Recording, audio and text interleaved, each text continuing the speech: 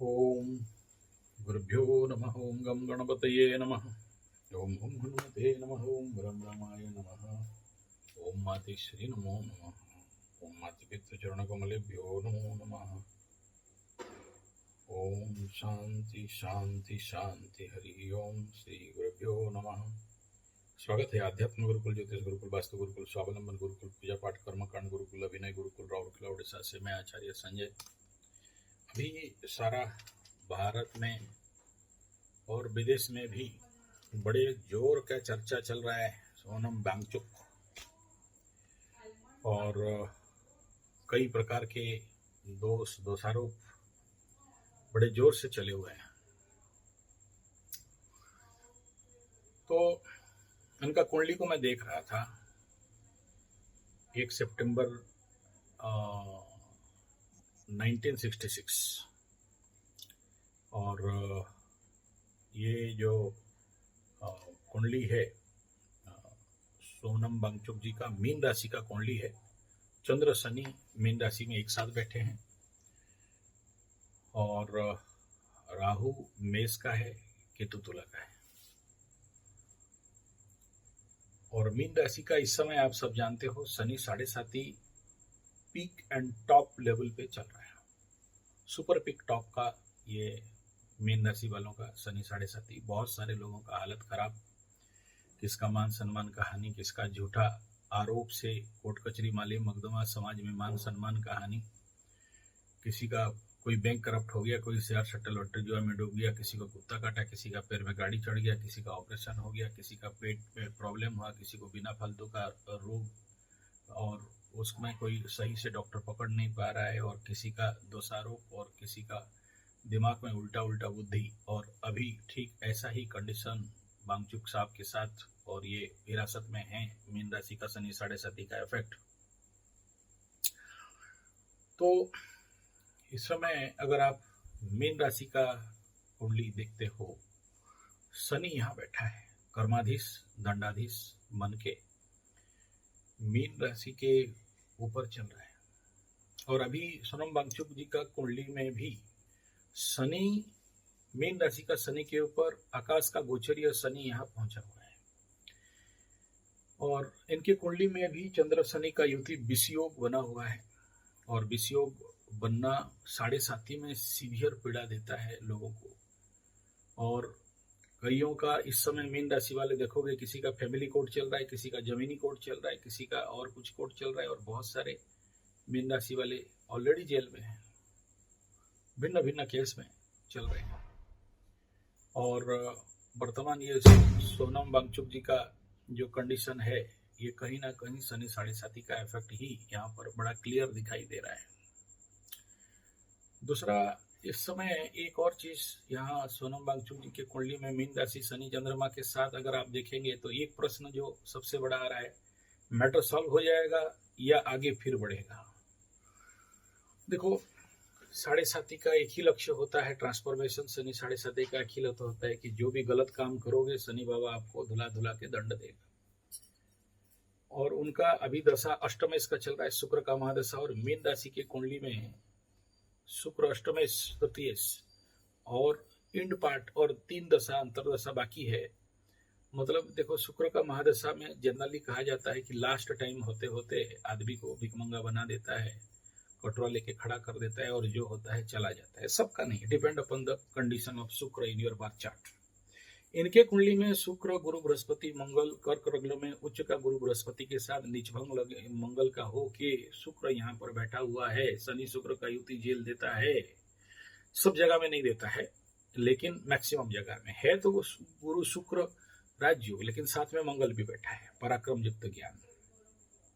अष्टमाधिपति का चला, मीन राशि का अष्टमाधिपति शुक्र, और शुक्र रिसर्च और मंगल के साथ बैठ गया, तो बड़े सारा जीवन में रिसर्च साइंटिस्ट और बहुत सारा काम किए।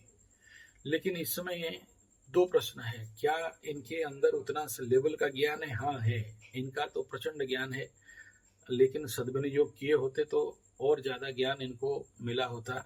और यानी इनके कुंडली में अगर आप ज्ञान का मेजरमेंट देखोगे, तो शायद इससे बड़ा ज्ञानी और कोई नहीं होना चाहिए।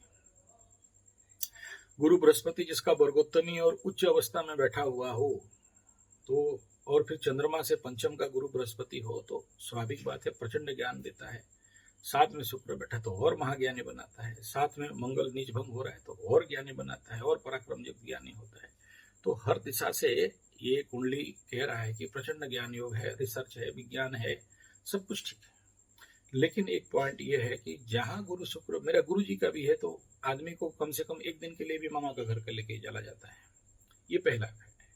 दूसरा ये है कि नीच ग्रह है, और नीच ग्रह होने से एक बड़ा समस्या ये होता है कि नीच हरकत करवाएगा, बुद्धि कहीं ना कहीं भ्रष्ट कराएगा, और जो नहीं कर्म करना चाहिए वैसे प्रकार का कर्म कराएगा। तीसरा ये है कि ये देखेंगे कि इस समय जो इनके ऊपर आरोप लग रहा है कि विदेश के साथ इनका कनेक्शन है, विदेश के साथ कनेक्शन होने के लिए अष्टम, द्वादश, नवम का प्रचंड युति होना चाहिए, जो कि उस प्रकार का बहुत गहरा तो नहीं है। इसलिए इस बात को खुलासा नहीं हो पा रहा है क्योंकि इनका टाइम ऑफ बर्थ मुझे नहीं मिला, मैं केवल इनका डेट ऑफ बर्थ मिला। अगर राहु द्वादश में है तो भी जेल जाने का योग लगाता है, और विदेश के साथ संपर्क होने के कारण, विदेश से पैसा खाने के कारण संभावना है। तीसरा यह है, क्या इन बीच में इनको कुछ बहुत पैसा मिला हुआ होगा? हाँ, मिला हुआ होगा। क्यों मिला हुआ होगा? कि इनके जन्म का कुंडली के शुक्र के ऊपर गुरु बृहस्पति पुनर्वसु का मूवमेंट गोचर हो रहा है, और जब ऐसा होता है तो स्वाभाविक बात है कि बहुत सारा पैसा आ जाता है। गुरु बृहस्पति लग्नेश और शुक्र उनका दशाधिपति, और गोचर का गुरु बृहस्पति इनके शुक्र के ऊपर जब क्रॉस किया होगा और आने वाला समय में और करेगा तो और भी मिलेगा, और इस पैसा को मैटर को लेके कहीं ना कहीं फंसते हुए दिखाई दे सकते हैं।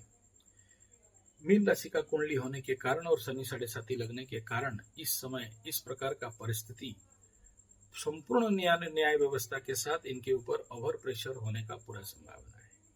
अब दूसरा प्रश्न, क्या आगे समाधान होते हुए दिखाई दे रहा? हो तो जाएगा, लेट है। दूसरा ये है, अगला ये जो लंबा, ये जो कोर्ट कचहरी माली मुकदमा होगा, चलो इनको रिहा कर दो, बेल भी मिल जाए, छोड़ भी दो, लेकिन अब इनको हुक डल गया बाबू। क्योंकि आगे क्या होगा, इनके राहु के ऊपर शनि चलेगा, और 2.5 साल उधर और इधर 2 साल, तो ले दे के 5.5 साल मीन राशि का शनि 7.5 पीरियड बाकी है। और इस समय ये इस प्रकार के मनोवैज्ञानिक परेशानी और टेंशन रहेगा कि जिससे आगे चल के इनके साथ बड़ा कुछ संभावना नेगेटिव होने का योग दिखाई दे रहा है, यानी लपेटे जाएंगे, फंसेंगे। भले लोगों का प्रेशर, सोशल मीडिया का प्रेशर इनके नाम पे हो कि इनको गवर्नमेंट छोड़ दे, लेकिन कोर्ट कचहरी माली मुकदमा अब छोड़ते हुआ नहीं दिखाई दे रहा है। सिवियर मनी पनिशमेंट, फाइन या लॉसेस ऑफ मनी, या फिर जानबूझ के अपने पैसा को कहीं ना कहीं से ठिकाना उकाना लगाएंगे, जो कुछ भी बाहर से पैसा आया है वो कंडीशन पे यहाँ पर कुंडली में दिखाई दे रहा है, या वो सब उनका शागिर्द, उनका चेला लोग सब कर चुके होंगे। नेक्स्ट, इनके कुंडली में अगर देखते हैं राजयोग, तो प्रचंड राजयोग का कुंडली है।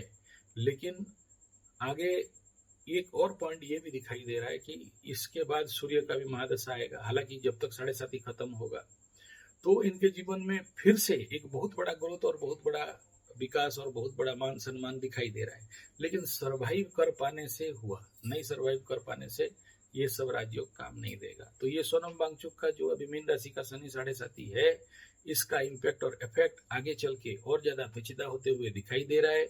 इतना जल्दी निजात पाते हुए मुझे इस समय उनके कुंडली से दिखाई नहीं दे रहा है। स्वाभाविक बात है, इस समय उनको नीड सम रेमेडी, और वो अपने आप को साबित करके निकलेंगे, ये भी दिखाई दे रहा है। उनका कुंडली इतना मजबूत है, और अपने गलतियों को भी सुधारेंगे।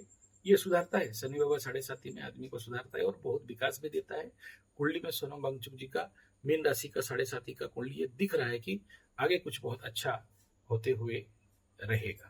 लेकिन इस समय इनको ये कहीं से भी इतना सरलता से, सहजता से निजात मिलता हुआ नहीं दिख रहा है। इस कुंडली में एक और जो पेचीदा कंडीशन यहाँ पर बन रहा है सोनम वांगचुक जी का, वो इस समय उनका कुंडली को अगर देखते हैं तो चंद्रमा से सप्तम में सूर्य, बुध और अष्टम में केतु, और ये अष्टम का केतु ही इनके लिए सबसे बड़ा बाधक कंडीशन खड़ा करके रखा है, जिसको अगर ये देखिए बाधा तो केतु ही देता है, और केतु सीधा सीधा पाकिस्तान वाले कौम को पकड़ते हैं।